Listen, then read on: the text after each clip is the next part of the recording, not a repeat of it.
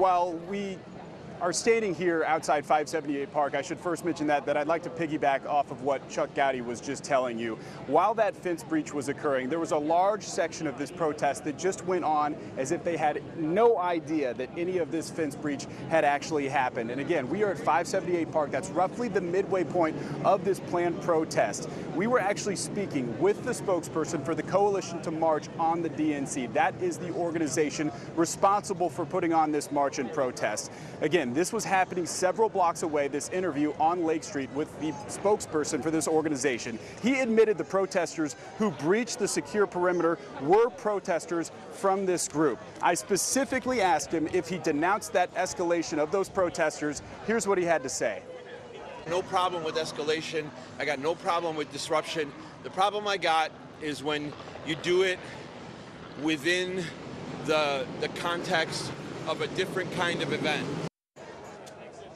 Now, we told you that the organizing group is the Coalition to March on the DNC. Well, what does that really mean? They say their central message is that they stand with Palestine and they want to end U.S. military aid to Israel. People marching today coming from all corners of the United States and really the world. We talked to people from Kansas City, Portland, Oregon, Ann Arbor, Michigan, Washington, D.C. Interestingly enough, I did not speak to anyone who's actually from Chicago or the Chicago area. Of course, not to intimate that may not be the case here. There were thousands of people out here protesting today.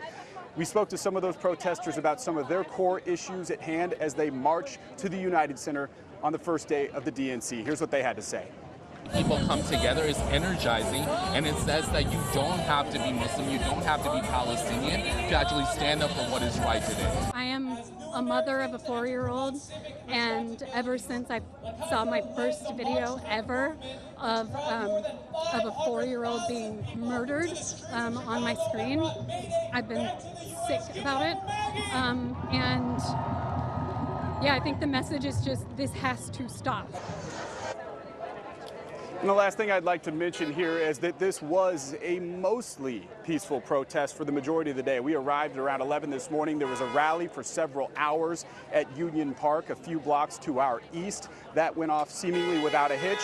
Then the march happened to the midway point, this park, Park 578. As Jeff, get out of the way here. There's some cars moving through. That's a decent sign that there may be getting back to some sense of normalcy in this neighborhood as this protest comes to its conclusion. There are still some police around us, still a number of media outlets as well, and just a few straggling protesters at this point. Watch breaking news on YouTube. Subscribe to ABC7 Chicago Eyewitness News.